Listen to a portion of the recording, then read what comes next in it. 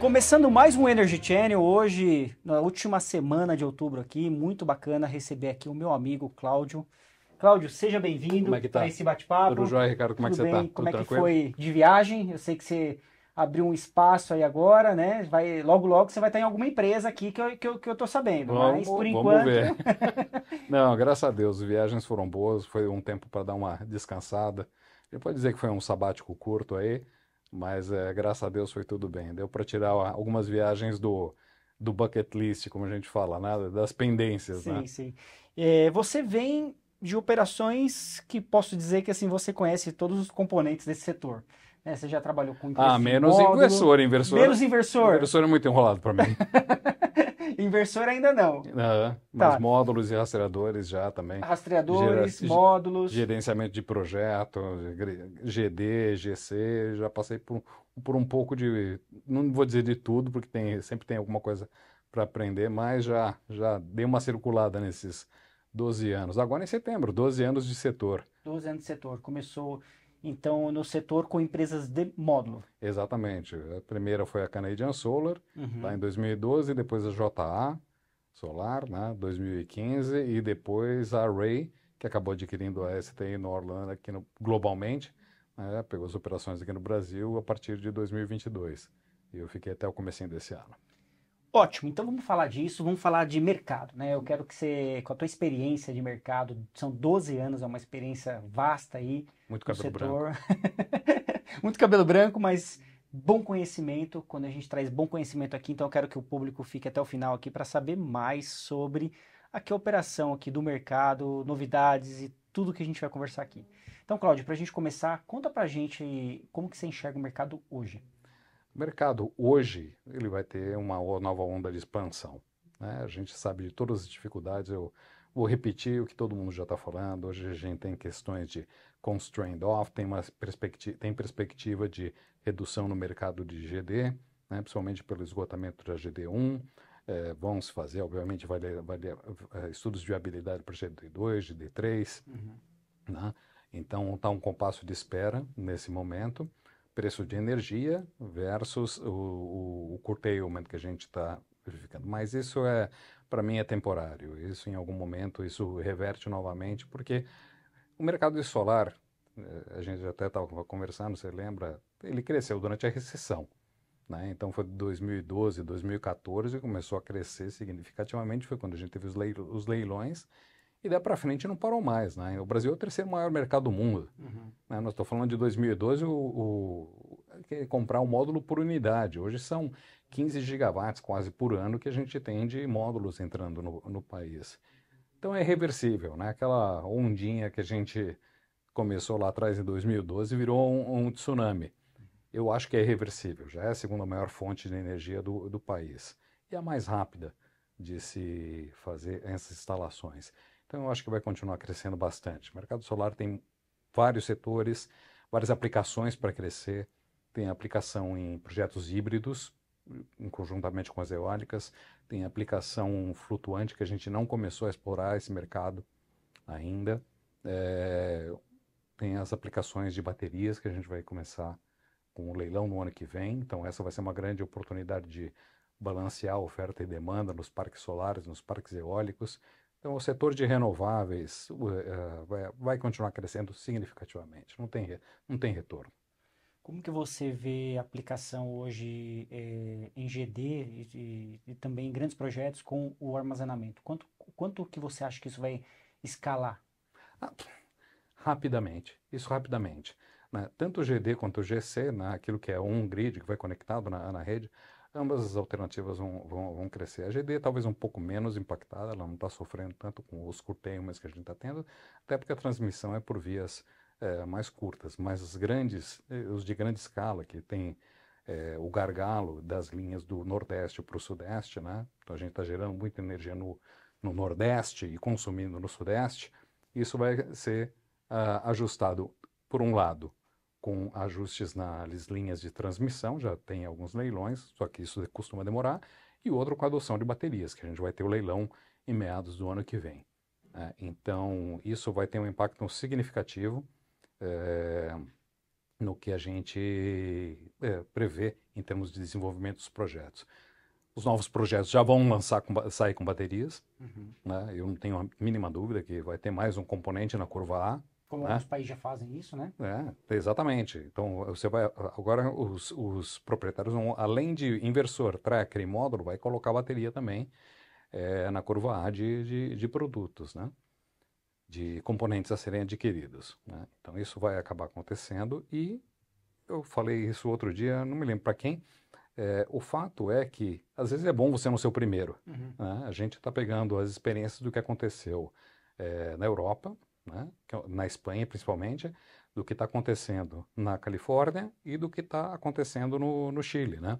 O Chile está saindo de um processo em que eles pararam de desenvolver parques solares por uma questão de rede e por justamente uma questão de excesso de oferta durante o meio do dia, que era quando entravam os parques solares. Tanto que agora estão entrando projetos grandes de baterias, né? Mesma coisa com como é que se fala, com a Califórnia.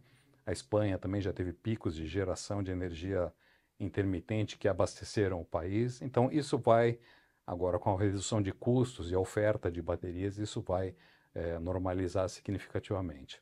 Bacana.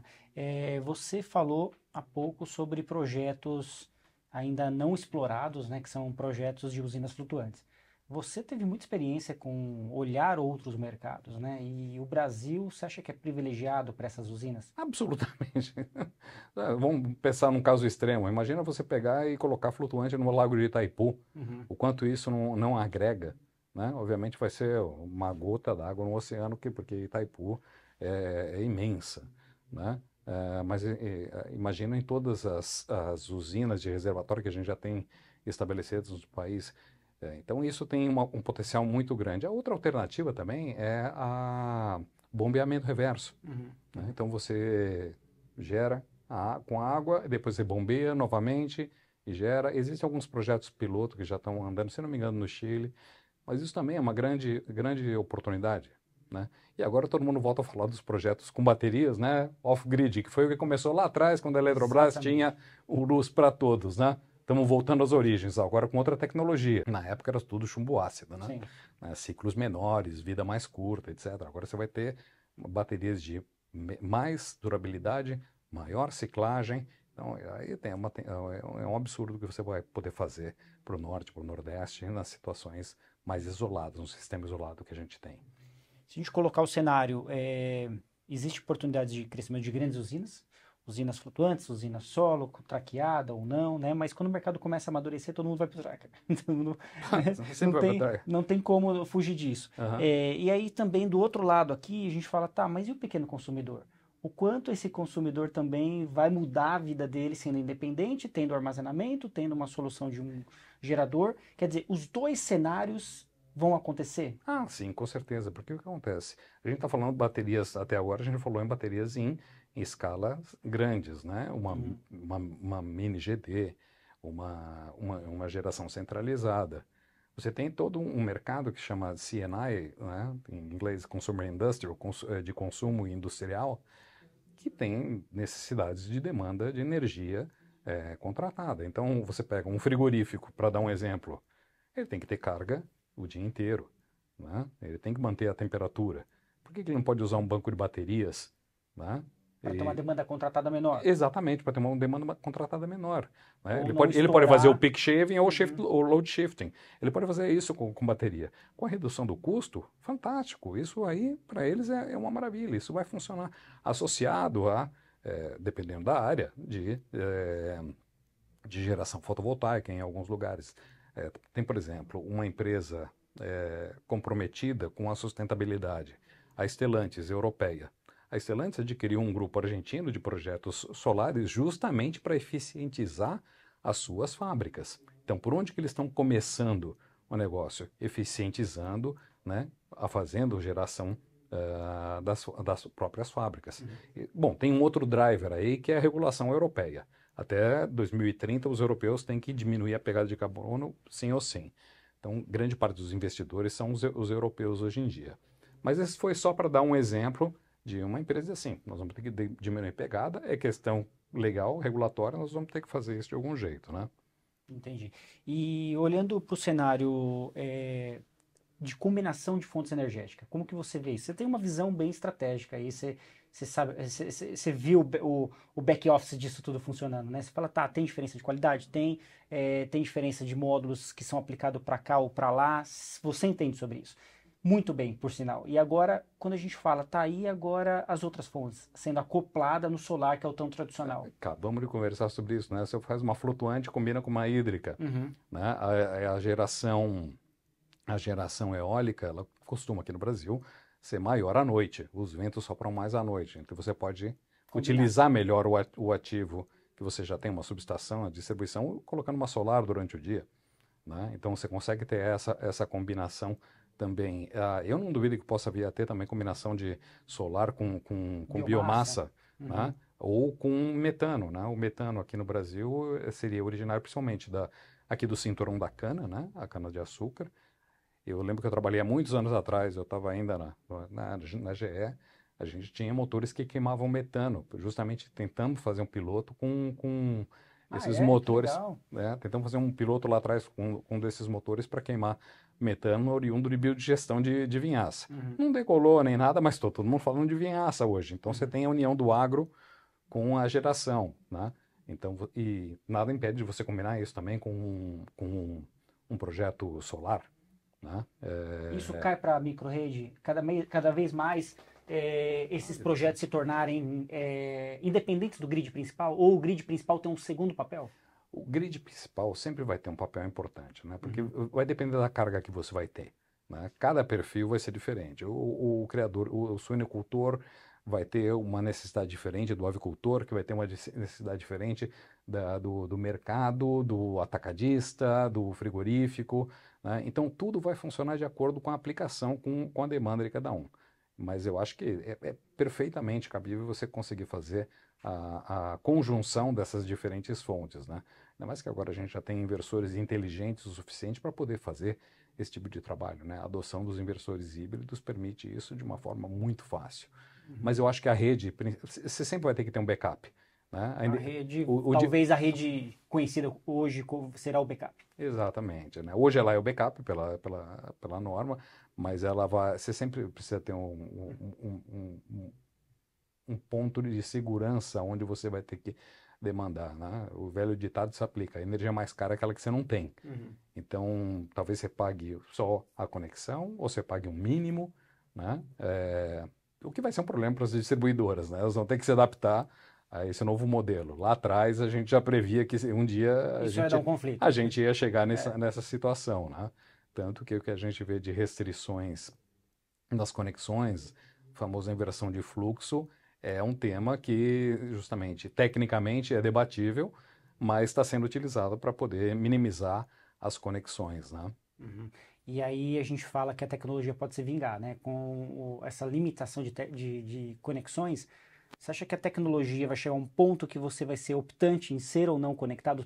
Pequenos projetos. Acho que pode, Já estamos né? chegando Não nisso. sei se a regulação, como vai ser, bom, isso tudo depende de regulação, né? Uhum. Então tem um aspecto político, tem o lobby no sentido positivo, né? Os grupos de interesse sempre trabalharam. Existe o lobby nos Estados Unidos é uma profissão já estabelecida. Mas outro dia eu estava lendo de um cara na Suécia que ele está completamente desconectado da rede utilizando célula de hidrogênio, Uhum. né? Hidrogênio está muito longe, né? Vamos caminhar várias rodadas até Até ter um chegar. mercado no Como a hidrogênio. gente falava Isso, do armazenamento há é, 5 anos atrás. eu só estou dando um exemplo, né? É, mas o hidrogênio também tem outras aplicações. Então, existe sim a possibilidade, daqui a pouco eu me desconecto. Me desconecto. Agora, depender só de solar, quando você está falando de Uhum. consumidores pequenos, é complicado. Então, você sempre vai ter uma necessidade Um de ponto a um mais. ponto de conexão a mais, né? Uhum. Então, não dá para você ficar sem. E olha o que aconteceu no mercado, né? O mercado vinha numa crescente absurda até 2022. E a gente fala, tá, mas o que que aconteceu de fato, assim, com a tua visão de dentro do mercado, agora você tá, não tá numa empresa, mas você tem uma visão assim, fala, não, peraí, esse mercado, ele nunca vai parar de crescer. Ele só está sendo estrategicamente redesenhado, configurado, porque antes você participava de uma empresa que eram poucas empresas de módulo. Agora a gente está Exatamente. numa curva que são muitas empresas. Exatamente. Ó, tem dois fatores. Primeiro, você sempre passa por um freio de acomodação quando você fala de regulação. Opa, entrou um monte de sistemas solares no sistema, né? No sistema interligado nacional. Então, isso já cria, assim, pô, já começa a mexer na agulha, Uhum. né? Os reguladores, os operadores, os órgãos competentes para fazer a distribuição da energia já começam a dizer assim, puta, solar já não é tão pequeno. Então, você tem que acomodar do ponto de vista da distribuição e da transmissão da energia. O outro ponto é a China investiu massivamente em capacidade, né? Massivamente com muitos fornecedores. Então, a gente não tem visto muitas consolidações no final do dia, mas ela tem muita capacidade instalada, né? Empresas que eu trabalhava, elas duplicaram, triplicaram de tamanho de capacidade. O que não foi acompanhado pela demanda chinesa. Uhum. A China também diminuiu o seu PIB ao longo dos anos, não está fazendo um deployment tão grande de capacidade. Bom, a empresa está ali, eu tenho que crescer, né? Então, mercados que antes não eram identificados como prioritários para essas empresas, e aí eu estou falando módulos, eu estou falando de inversores, trackers. Os trackers não têm tradição, os chineses não têm tradição em trackers, mas já estão se movimentando nesse sentido, né? Então, qual é o terceiro maior mercado do mundo, como eu falei? É o No Brasil. Brasil. Ah, todo mundo quer ir para o Brasil. Então, a Intersolar, esse ano, ela estava absolutamente cheia de novos players. Uhum. Ela estava cheia de novos players. Continuam os tradicionais, mas a capacidade existe, tem que produzir, tem que remunerar o ativo, né? A lei de capital é a mesma na China que nos Estados Unidos. Tem que sair utilizando a capacidade. Teve um investimento grande, Uhum. né? Então, vai ser uma situação complicada, mas vai ser uma situação interessante, né? Porque ao mesmo tempo que você tem redução de custo, você tem muitas tecnologias novas saindo, né? Por exemplo, a tecnologia que já está em produção em massa, a heterojunção, você tem TOPCon, agora tem empresas que já estão fazendo all-back contact. Você não tem mais o sombreamento dos filetes de prata, é tudo as células são contactadas por trás, aumenta significativamente a eficiência da célula. Então, essas tecnologias elas estão surgindo. Tem tecnologias upstream, tem empresas que produzem o silício, o polissilício, uma quantidade de energia até 70% menor que o processo tradicional. O tradicional processo Siemens, que você faz uma eletrodeposição, consome uma barbaridade de energia. Já existem empresas que estão fazendo a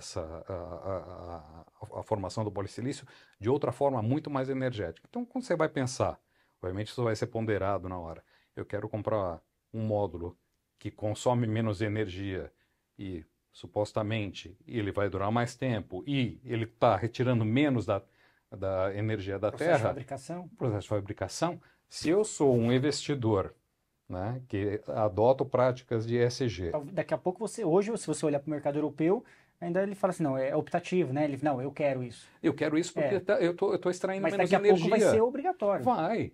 Então a gente tem pressões, de novo, não é voga e depende.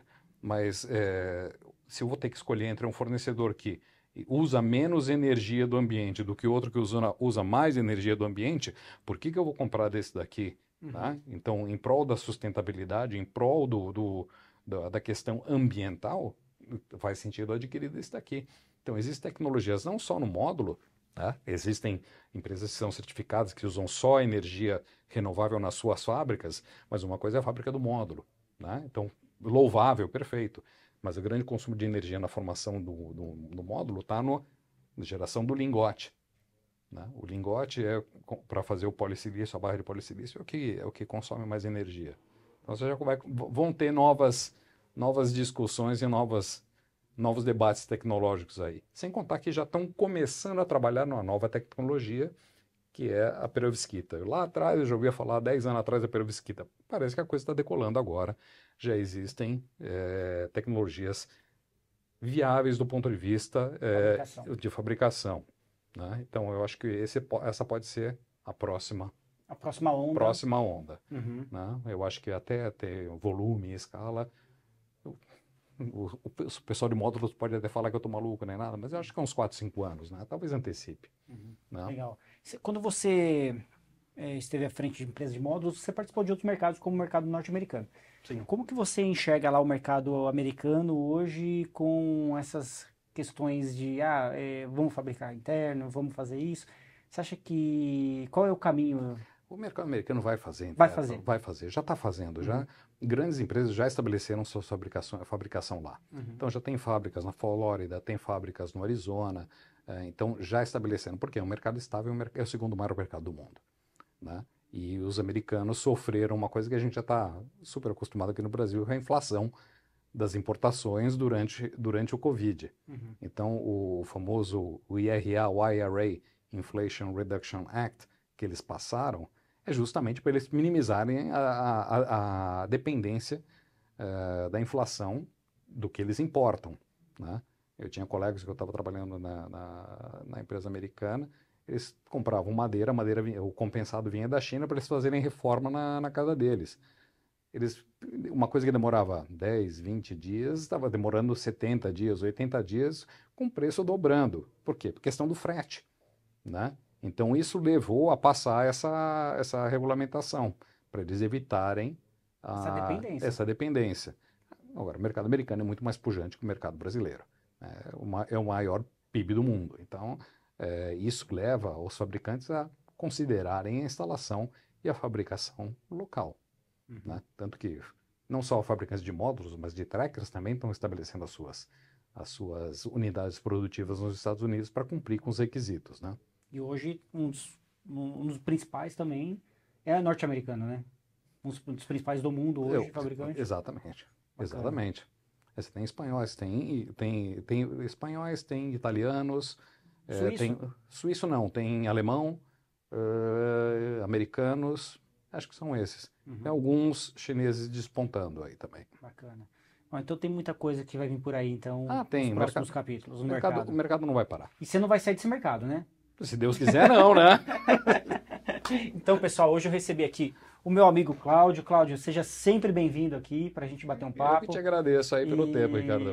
E é isso. Acompanhe a gente então no Energy Channel, energychannel.com, abaixe nosso aplicativo, já disponível na Apple Store, na Google Play. Se o Cláudio não abaixou, vou falar para ele abaixar aqui antes de ir embora do estúdio. Já estou baixando, me passa o link. Então tá bom. Valeu, pessoal. Até!